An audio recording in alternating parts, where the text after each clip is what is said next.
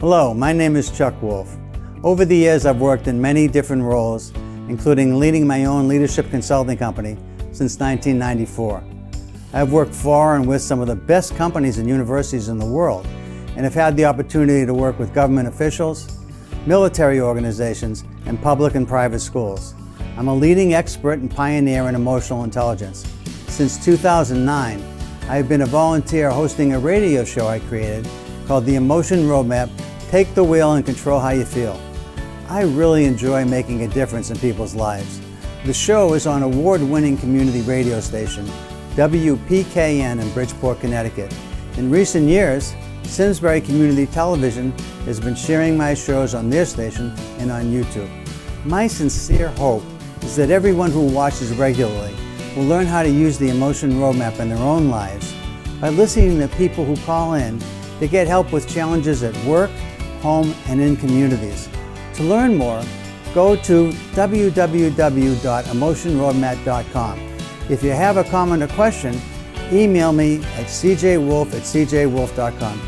Thank you and enjoy the show.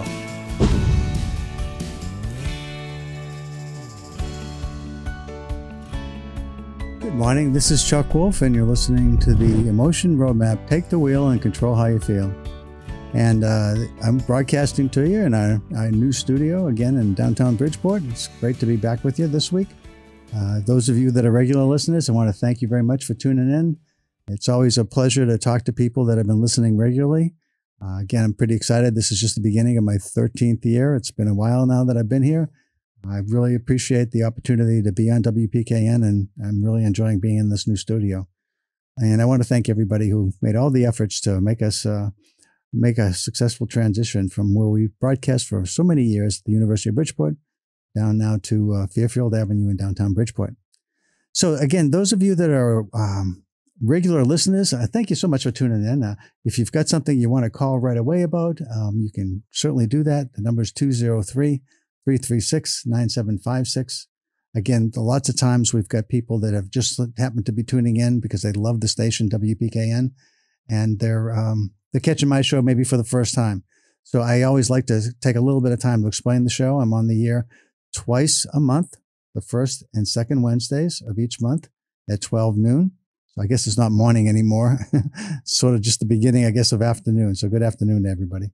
And as I'm talking and explaining the show, the concept is the Emotion Roadmap is a guide to helping you deal with emotionally challenging situations in your life. And there are many that are just kind of existential for all of us these days, dealing with this pandemic that seems to not want to go away. And then there, of course, there's all kinds of situations in the world that are compelling if you're paying attention to what's going on in the general world. But so many of us also are having struggles often just with our daily routines, whether it's inside our families, dealing with children, dealing with our aging parents, dealing with spouses, where we may have some controversial decisions or just some problems that have surfaced that aren't going away. There's all kinds of possibilities in families. There's also many possibilities inside the workplace as well. Challenges abound in the workplace that are complicated again by the pandemic, of course. So there's all kinds of things that are emotionally challenging that happening to everybody right now. But sometimes if you feel like you're stuck and you're not really coping that well, or at least uncertain how to proceed, one of the things that the show is designed to help you with is to help you to be a little more emotionally intelligent, hopefully a lot more emotionally intelligent about a specific situation, and then in general, a little more emotionally intelligent about life as it unfolds every day. So what does it mean to be emotionally intelligent? I'll start there and just explain a little bit about that. Again, I want to encourage you to call, though, in case you're a regular listener and you've been waiting to talk to me. And again, I'm Chuck Wolf, and this is the Emotion Roadmap. Take the wheel and control how you feel. And if you want to call and you've got something you want to talk about, what I do is I walk you through the Emotion Roadmap. And by walking you through the Emotion Roadmap, I help everybody who's listening to learn how to use this technique, this platform, this process I've created that helps people to deal with challenging emotional situations. So the number to call is 203-336-9756. 203-336-9756. And when you call, I'll ask you to tell me a little bit about what's going on for you. What's your situation? Why is it that you're calling? How can I be helpful? And as you're talking to me about your particular situation, everybody else that's listening is hearing that same situation. And then I take you through the process of 4 questions, essentially.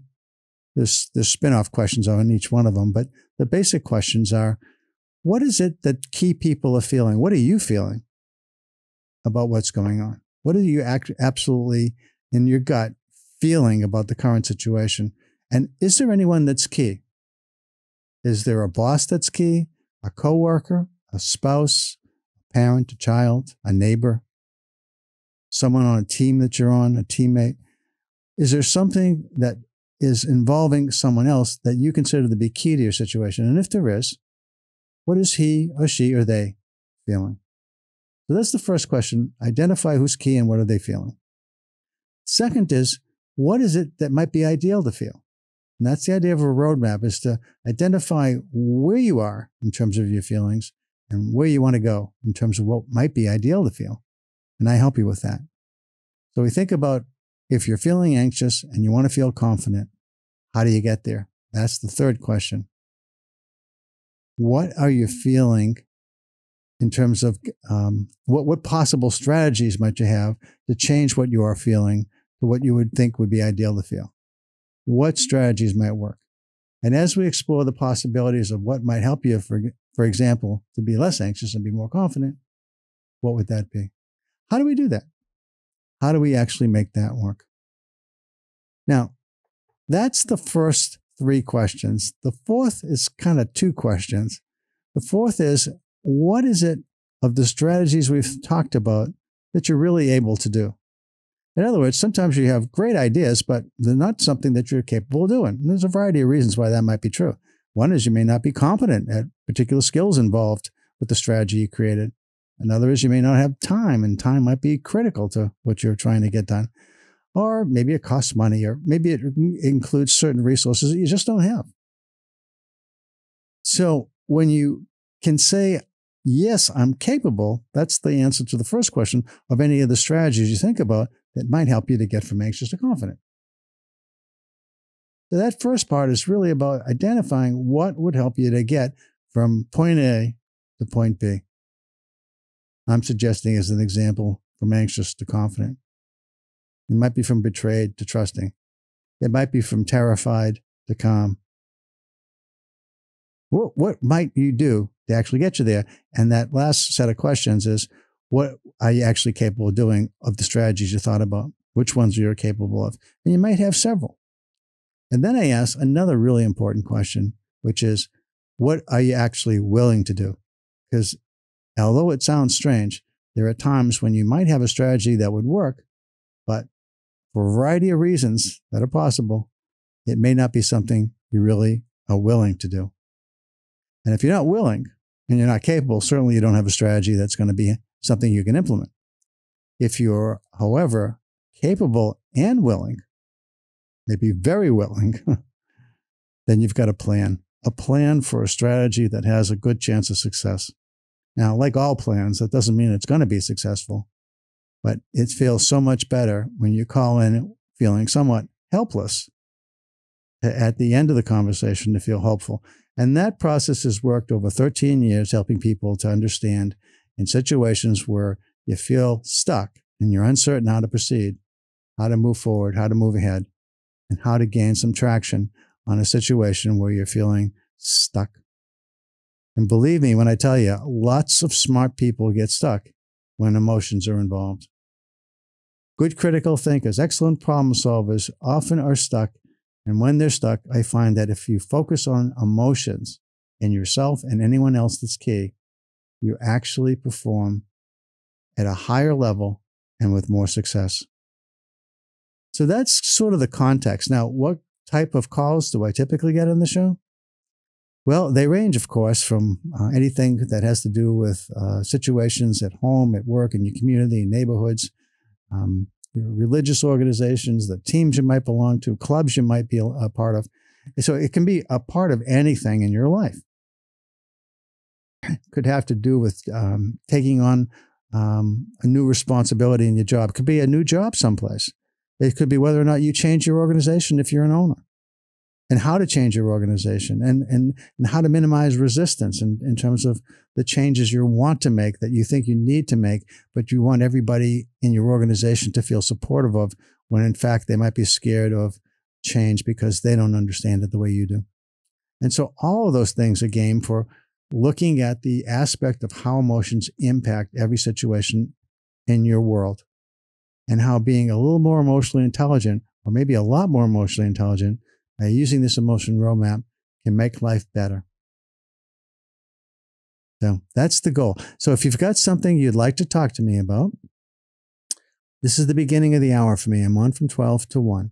So I've got time now to engage with you and spend time listening to you. And I hope that you choose to call early if you're thinking about calling, because if you call at the very end, it's sort of hard and I have to rush.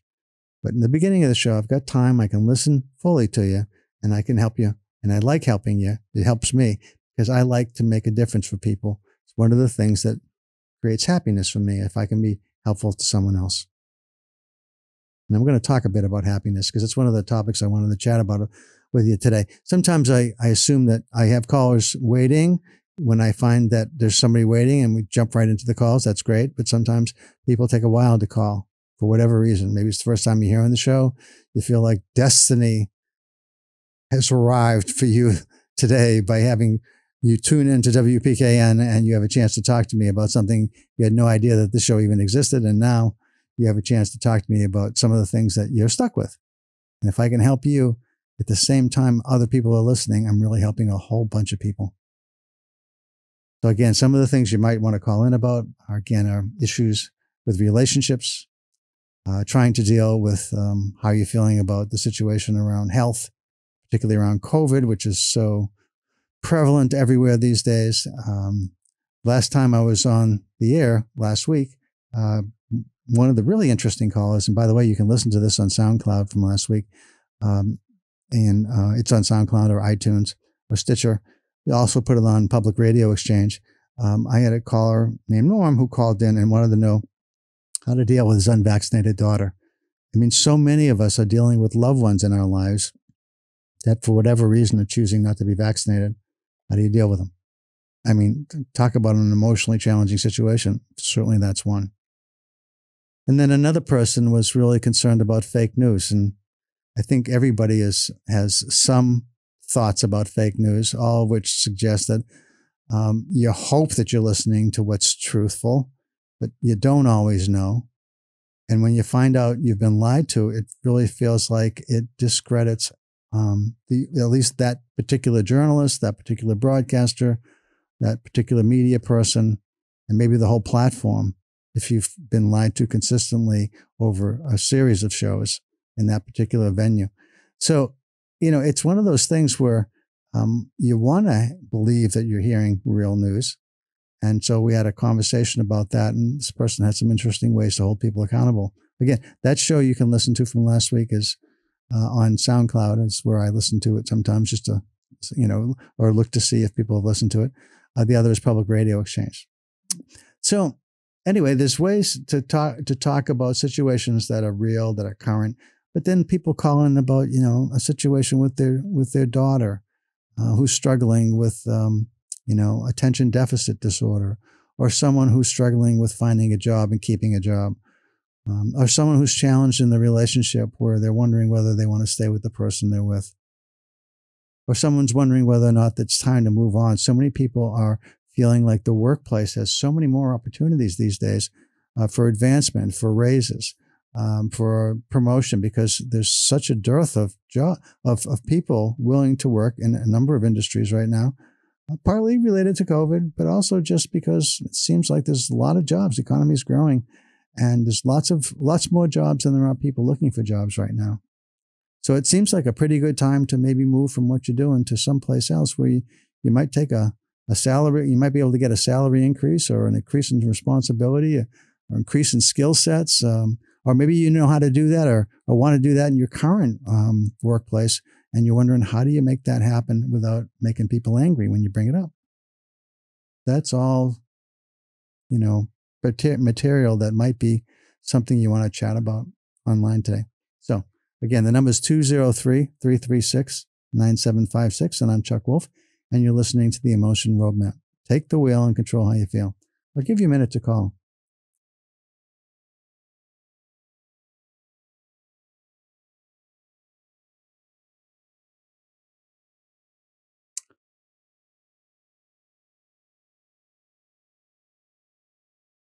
Hi, this is Chuck. You're on the air. Who am I talking to, please? Hey, Chuck. This is Jimmy. Hi, Jimmy. Thanks for the call. How can I help you today? Yeah, are we on the air now? Yes, we are. You are on the air. Excellent. Excellent. Hey, WPKN Nation. Yeah, I was calling. I've been ill for 22 years plus. And I just thought I just did a medical procedure to try and get a diagnosis after finally figuring out what I thought was going on. And it came back negative. And so now I'm just left with, pretty much suicidal pain. Oh, I'm really sorry to hear that, Jimmy. I mean, I got a 10-year-old daughter, so everything's kosher, and but the pain is so intense, pretty much constantly that I just don't know how to wrap my head around it. I tried brain hacking and stuff like that, and trying to change my attitude, but then I always get tramped back down. So when I've listened to your show once or twice, I figured I'd just call in. I figured maybe it was my time to talk. Thanks for calling, Jimmy. Obviously it's a challenging situation that you've been, if I heard you right, 22 years you've been dealing with pain like this? Yeah, maybe even 28. I mean, it's been since 1995, or by 99 it was pretty severe. So. Okay, well, so any obvious thing that might pop into my brain about things you might do, my guess is over 20-some years you've tried lots of different things.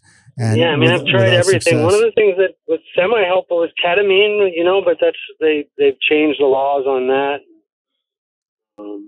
I think you'd have to go to a doctor and sit there for 3+ hours, whereas I was doing it at home previously once a week, which was semi-helpful. Well, it's it's just more trying to wrap my head around how to be a functioning person, but also, let's say accepting my pain. Levels of acceptance are obviously needed, but one person can only take so much before you raise the flag. So when I've raised the flag, let's say I haven't gotten the response I wanted.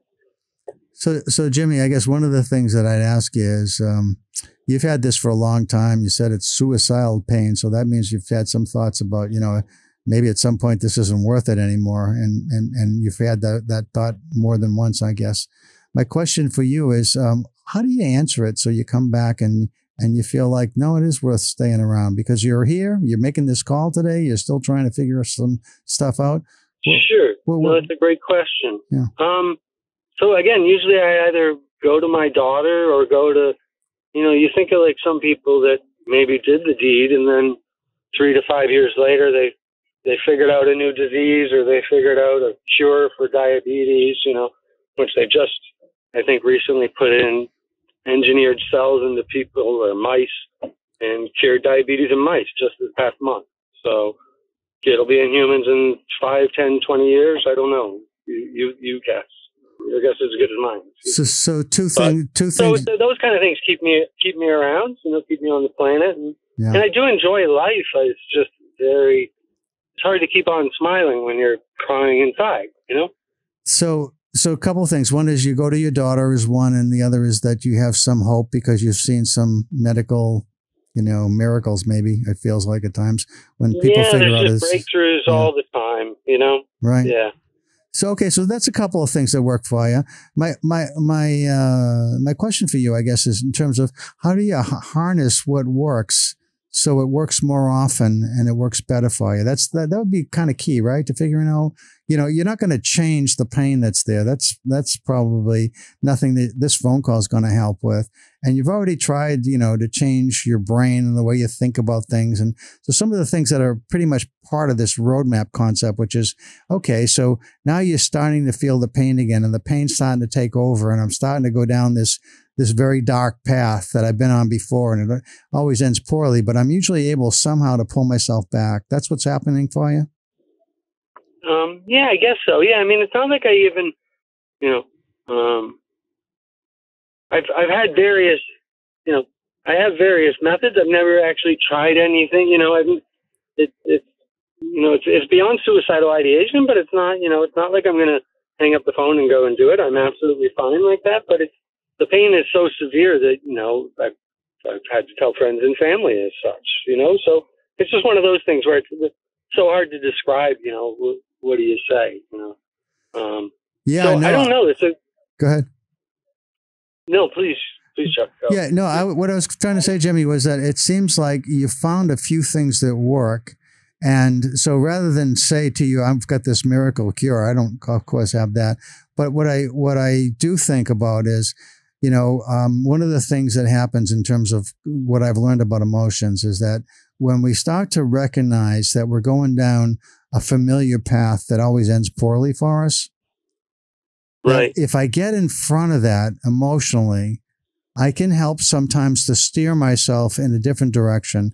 And I have a script in my head that I start to talk to myself about. I kind of create this script that says, okay, here comes that, that terrifying, that incredibly painful experience again. And it's starting up again. And my mind's taking me in a really negative, dark place, which kind of reinforces the horrible physical pain I'm feeling, and just it all kind of goes into a mix, and it's just a really negative trip until somehow I can pull myself back from the depths and kind of rekindle that spark that's keeping me going. And so the question for you and for anybody that's listening that's dealing with this kind of pain, you're certainly not alone, and a lot of people I think are dealing with pain on a daily basis. Is like, what can we do with the things that we know that work for us, and can we do them sooner? And can we do them better? Because that's what you got. You got a few things that have already worked. The 20-some years, you've got a few things that are keeping you going. The question is can you add to that, or can you just reinforce that, or can you do more of that, or can you talk to yourself in a way that at least doesn't stop the pain from happening, but it minimizes the accompanied dark thoughts that go with it? Yeah, no, I kind of like the idea of throwing a stop sign in front of things. And changing your route, taking a left to Albuquerque, as Bugs would say. Yeah, right? Exactly. Right. I like Albuquerque. It's not a bad idea. I don't know. It's a good idea as to how you do it more often and better. That I can not say that's why I'm calling you, but it is. It's I guess it's just a challenge. That's one of the things that you mentioned. How do you do more or something? And not to say. Obviously, COVID's been a blessing and a curse, and I feel bad for the millions that have died at this point. Of course, yeah. But I used to go to the gym, once I got really tired or felt sick, to try and work for 30 minutes on the bike. Yeah. So I can't do that really anymore because for fear of getting COVID.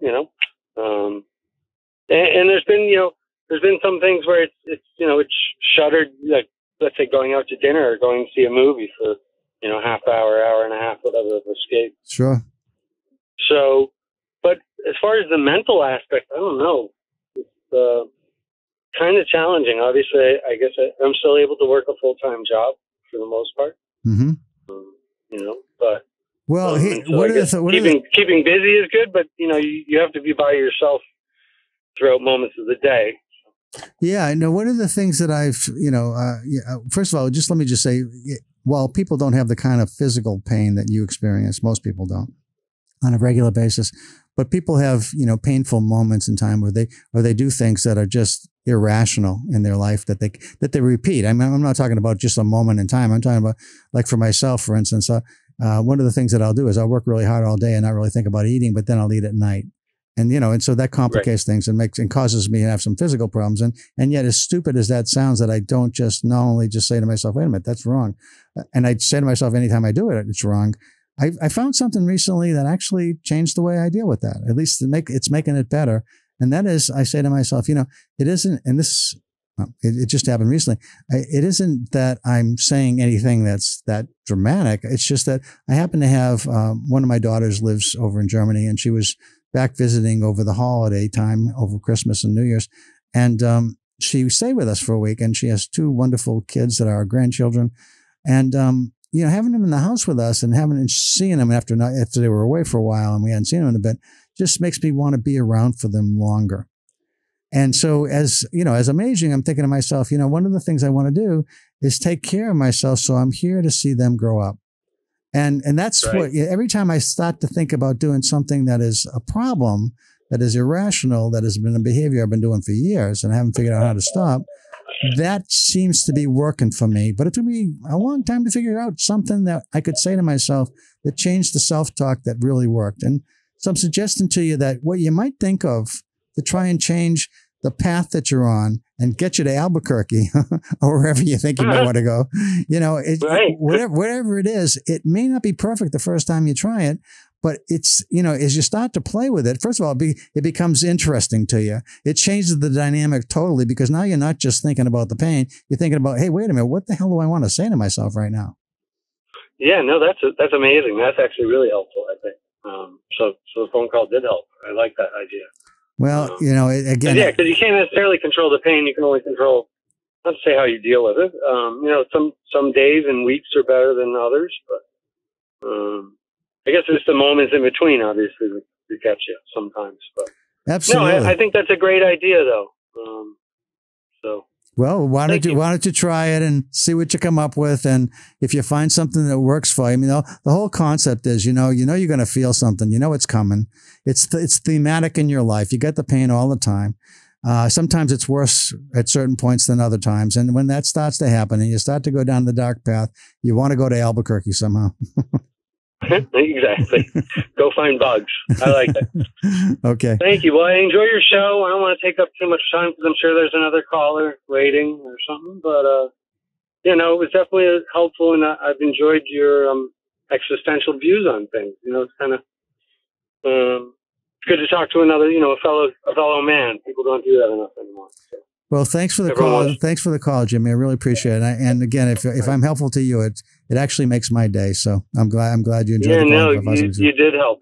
Trust me, you helped more than you know. So okay. Thank you. I'm leaving with a smile. Believe it or not.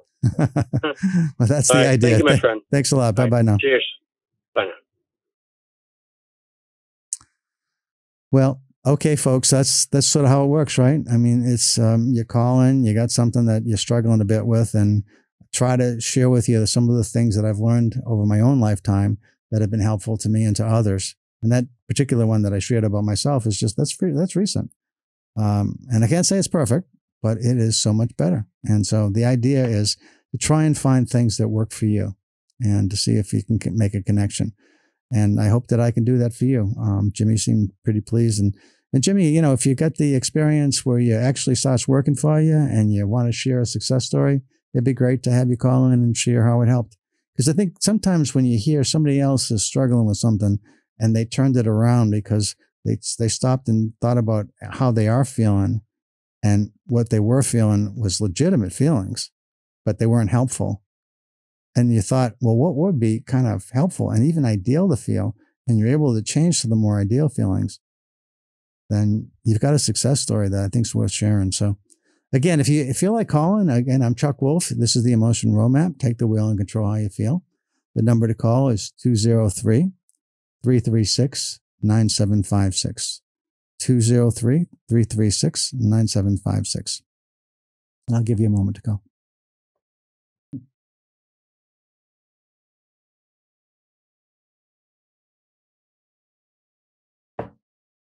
Well, once in a while, somebody like Jimmy calls, and then I've got like a lot of callers. I don't today, so I don't know if that means people are just kind of holding back. But if you got something you really think you'd like some help with, you still got time. I've still got close to a half hour left to talk to you. So 203-336-9756.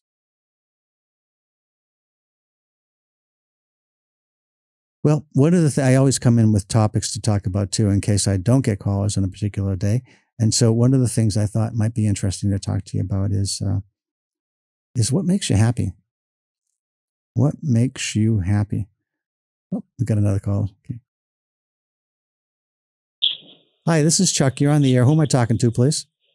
Hi, my name is Lucy. Lindsay, thanks for calling. How can I help you today? Hey, okay. I just want to ask a question. So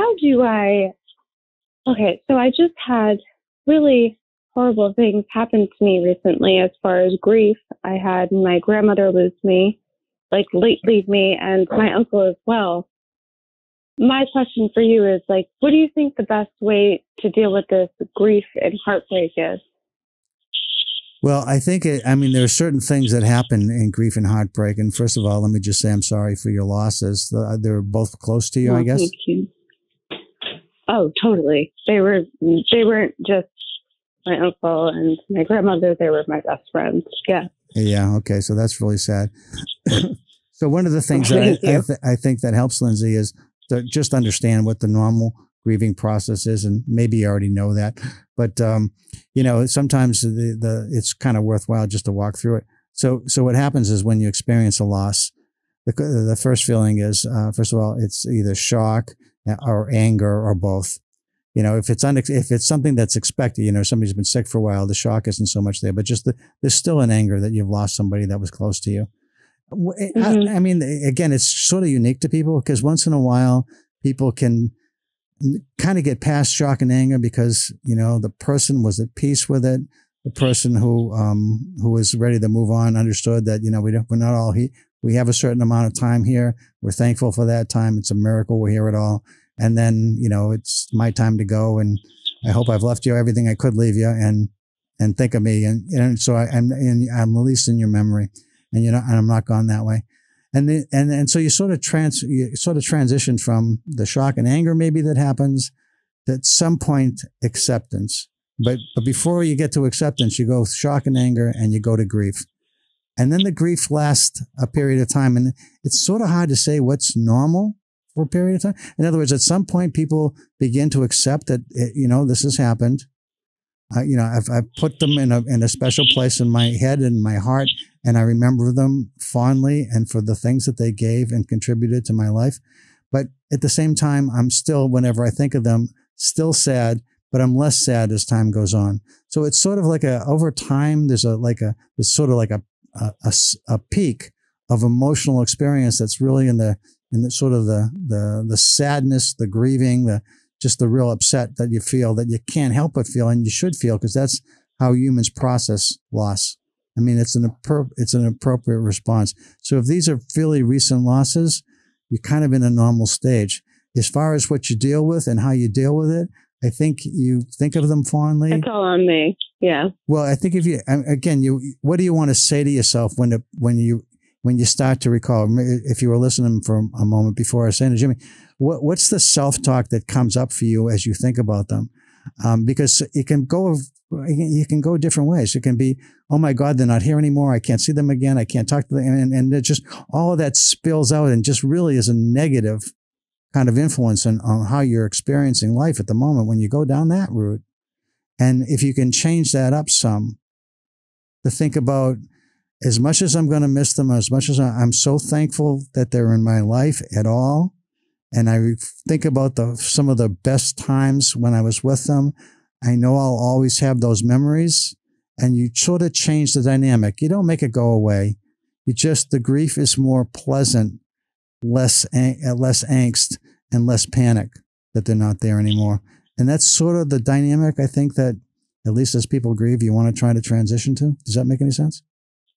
It makes complete sense. And also, I wouldn't be grieving so hard if I didn't love them so much. So that's a testimony to how much I love them. And you know what? I hope that this also helps other people as well. Well, Lindsay, because I know that go ahead. I'm sorry. We've I was just going to say, I know that this time has been difficult for everyone.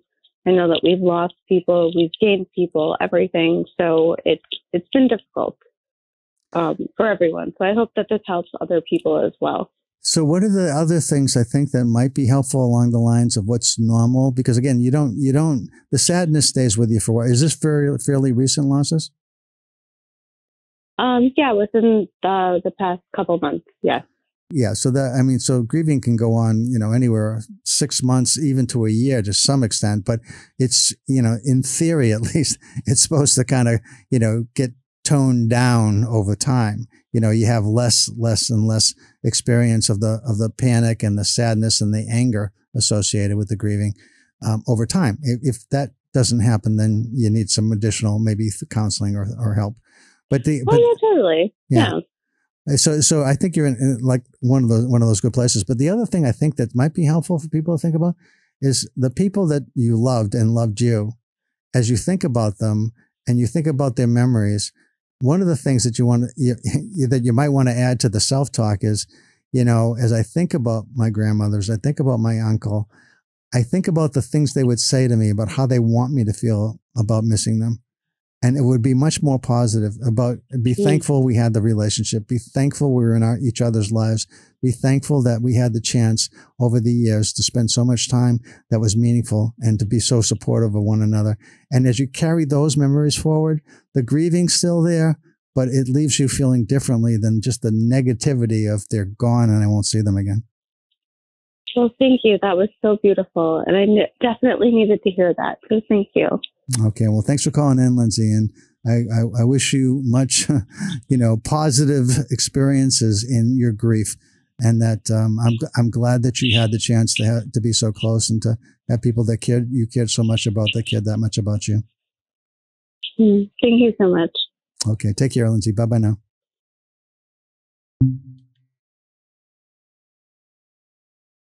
Hi. Well, okay. So those are two interesting phone calls. I guess Jimmy's kind of peaked it a bit. And then Lindsay, thank you both for your calls. It's really interesting. There's a lot around this grieving process that is painful and challenging. And then there's a lot about just life itself that can be painful and challenging, as Jimmy was talking about. And so it's really interesting to think about how does our mental, emotional experience of any of this impact those situations. And the idea of having so much more control over our feelings than we might realize is what this show's about. I mean, one of the things I was really lucky to do and to learn about was, it was 1990s where I first became knowledgeable about emotional intelligence. And it was a very interesting story, and I'll take a moment to tell it, I guess. At the time I was in my own business. I've been in my own business for a lot of years, and but started around 1994. And so I was sort of in the early parts of my career as an independent leadership consultant. And I was working as a contractor, which means that I didn't have a full-time job, but I was part of what I was doing as part of my professional practice and independent consulting work was that I signed on to be the vice president of organization development for a Park Avenue firm in Manhattan. And in that work, I was working with lots of really, Fortune 500 companies dealing with the idea of change, teams, performance, relationships, the skills that had to do with psychology, which is my earlier background before going into the business world. And so as I was learning about how to take the theoretical models coming out of business schools, coming out of academia, and translate what the information was into operational practices, I was gifted at that. I found I had a gift for, taking a model, a theory, and helping somebody understand how to use it, just like I hopefully just did with Jimmy and Lindsay. And so the idea of what I was doing was impressive, I guess, to one of the other people that worked there, also as a contractor in that same organization. And his name was David Caruso. And now David Caruso was best friends with the two pioneering psychologists, Peter Salovey, who's now president of Yale University, and Jack Mayer, who was a University of New Hampshire psychologist and professor, who had discovered this brand new idea of an existing intelligence different than general intelligence, different than cognitive intelligence, that they were calling emotional intelligence.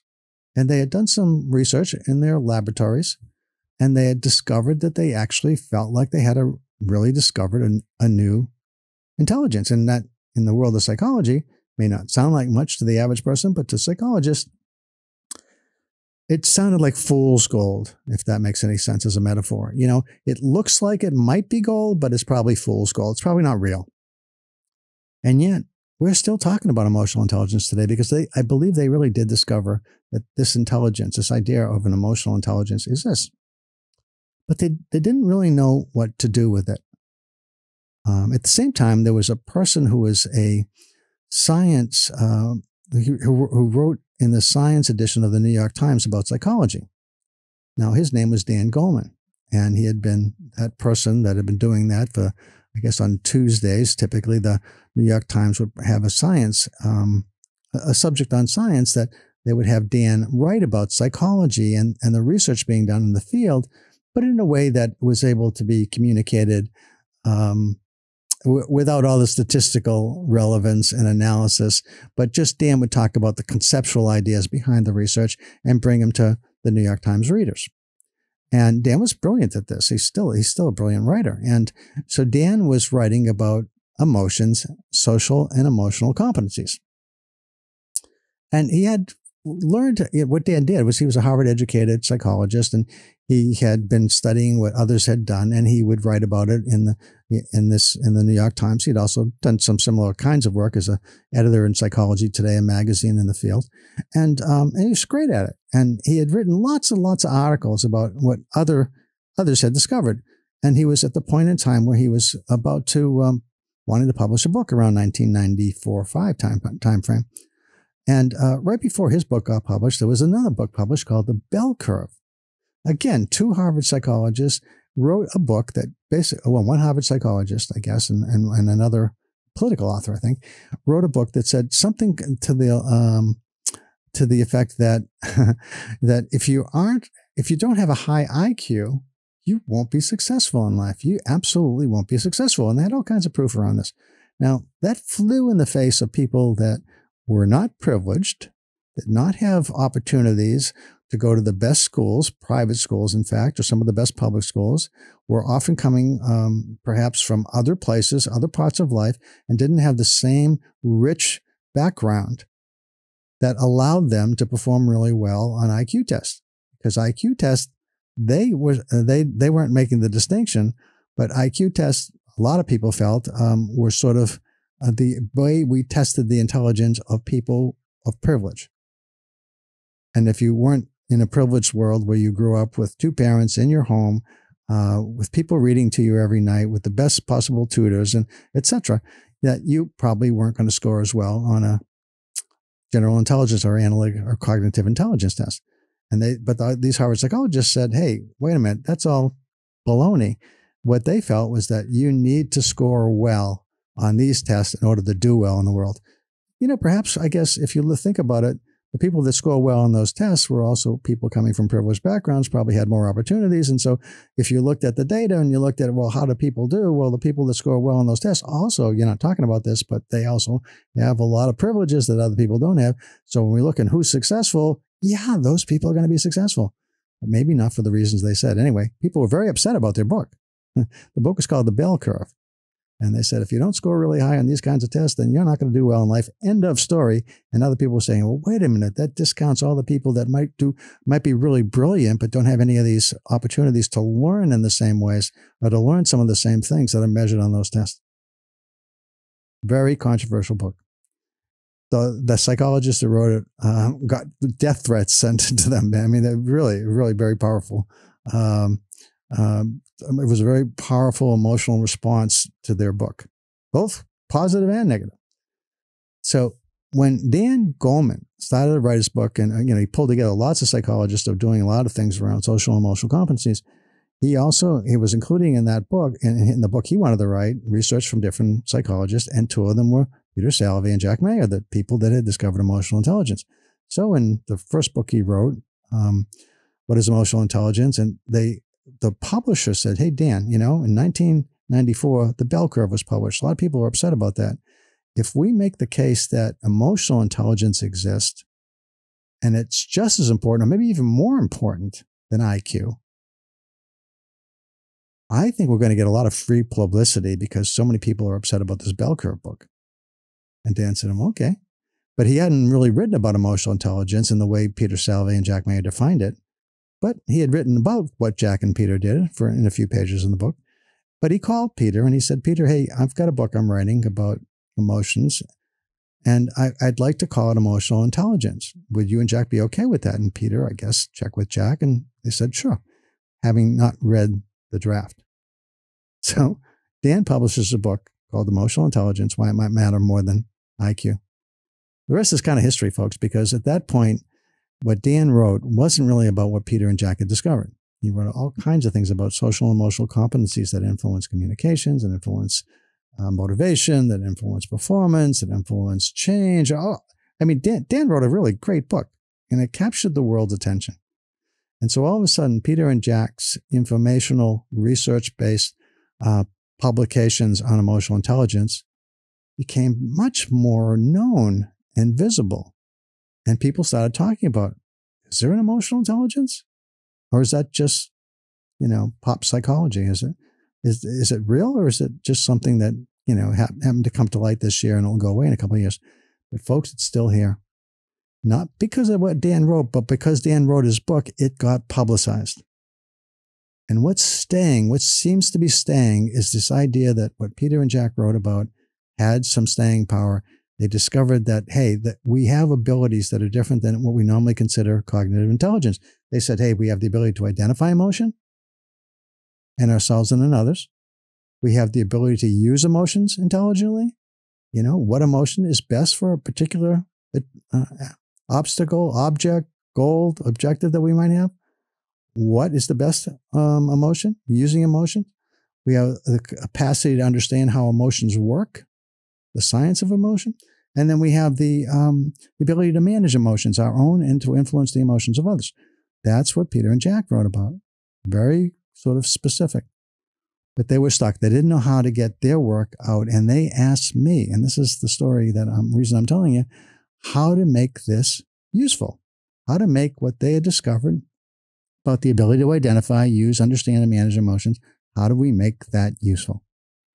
And so I went and I thought about how to help them. They came to me. David knew me because we're working in the same office. It's the beginning of the story, right? We're working in Park Avenue. David had heard that I had this ability to take theoretical models, make them useful. And he approached me and he said, Chuck, I'd like you to consider working with Peter and Jack and myself because we're publishing a test about how to measure emotional abilities. And we want to find practical ways for people to use the information they learn about themselves. And that led to the discovery of the emotion roadmap. The emotion roadmap is built on identify, use, understand, and manage.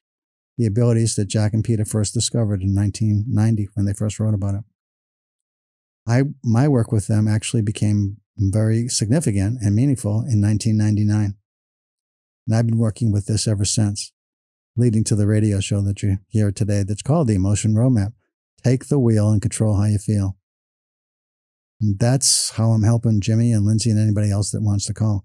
So the story about emotional intelligence is rooted in this idea that we have an intelligence where we differ. We're not all the same. Some of us are excellent at identifying how we are feeling and how others are feeling. Some of us are really struggle with that. The interesting thing is we don't always know. We might think we're really excellent at that, and we might not be. And the vice versa is true too. We might actually be better than we think. The idea of use of emotion was fascinating to me because what they had discovered, what they said was that, what we're feeling drives our thoughts and then drives our behaviors. And what you heard me say to Jimmy and Lindsay was that, hey, what you're feeling is causing you to think certain things and feel certain ways and then also behave in some ways. So what you want to do is to understand what you're feeling, like grief for Lindsay, for instance, pain for Jimmy. And then how do you want to think about them? How do you change what you think about when you start to feel those things? Because I thought use of emotions, which they were describing as experiential, whatever you're feeling is just going to drive your thoughts and behaviors. I said to make it useful is if you realize what you're feeling is driving your thoughts and behaviors, let's stop talking about it being something you experience and let's make it strategic. Let's stop and ask ourselves, once we realize what we're feeling and how it's making us think and behave, what if we changed it? What if we could change either how we're feeling, which like with grief, you can't. But what if we could change what we're thinking about what we're feeling? Like with pain and grief, you really can't change those feelings, but you can change what you're thinking about what you're feeling. So I said, let's make that strategic. And that's at the heart of the emotion roadmap, folks.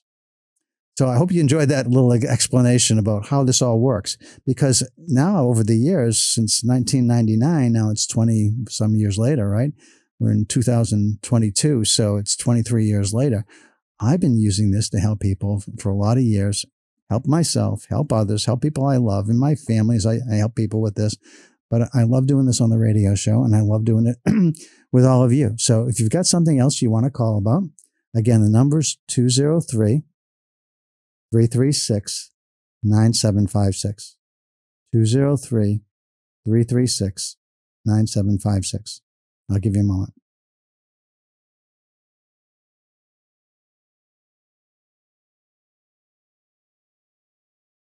Hi, this is Chuck. You're on the air. Who am I talking to, please?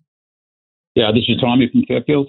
Hi, Tommy. You might have your radio up. If you could turn that down, that'd be helpful. No, it's off. Okay, thanks. Yeah, this seems to be right on topic. I'm retired, so I'm listening to all these radio stations that I haven't heard before, but I just happened to come upon yours. There's a local writer. He wrote for. He was a writer for ESPN for years, and until recently. But he's just coming off a book tour, and he wrote a book about the suicide of his son. And it's just about now, 6 years ago, that they found the body in Lake Ontario. And his name is Ivan Maisel. And the name of the book is I Keep Trying to Catch His Eye. And the book is tremendous. It's highly acclaimed. And what I like about the book is it's not the subject matter is horrible, but it's not a self-help book. It's his personal memoir about the dealing with grief. And the subtitle of the book is Loss, Grief, and Love. And he basically defines grief as love. And his son was a student, and he was going to school in Rochester. And for whatever irrational reasoning he had at the time, he walked to the end of the pier, jumped in a lake, drowned, and they found his body months later under the ice. So Ivan just came off this book tour, and I have no interest in the sales of the book at all, except that I know Ivan. He's a neighborhood guy, lives in Fairfield, and he's highly regarded in every possible way. And the book is helpful to hear in his words about how he has dealt with his grief. And he's only speaking for himself. He's not speaking for his wife. He's not speaking for his daughters. It's his own personal story.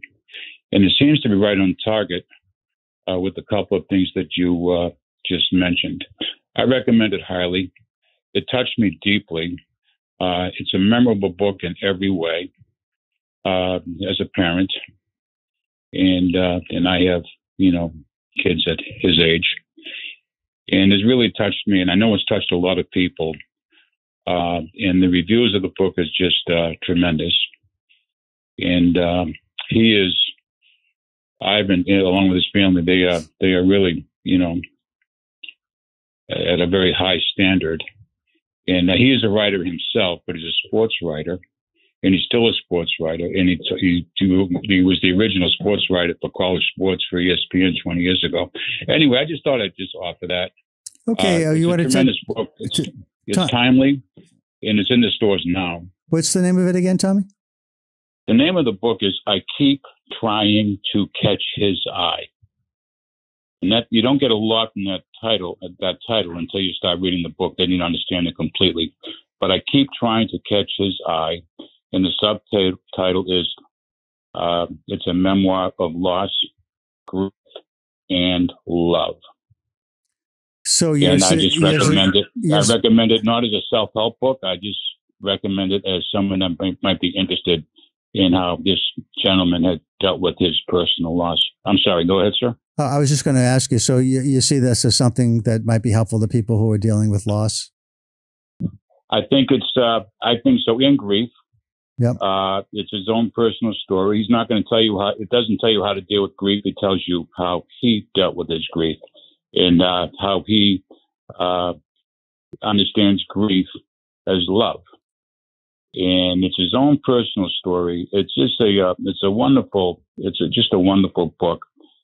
And he's a local person. You know, I guess that's why I actually read it. I know him as a neighbor only. But the name of the book again is I Keep Trying to Catch His Eye by Ivan Maisel. And if you follow the sports world, college sports, college football, you would recognize him immediately. Well, I want to thank you for the phone call. Sir. I just thought I'd give you a call and just offer this to you. Thank you. And I enjoyed your program. Thank you very much for saying so. I appreciate it. Okay. You take care. And thanks a lot for the call. I appreciate it. Good luck to you. Thank you. Bye-bye. You too. Bye-bye. So I'm coming to the end of my show, folks. And I want to thank Tommy because this is a community radio station and it's about community and it's about helping each other out, folks. So thanks a lot for listening to me. Again, I'm on the first 2 Wednesdays of each month. I'll be talking to you again next month. Thanks a lot, everybody. You have a great day. Bye-bye now, and thanks for listening.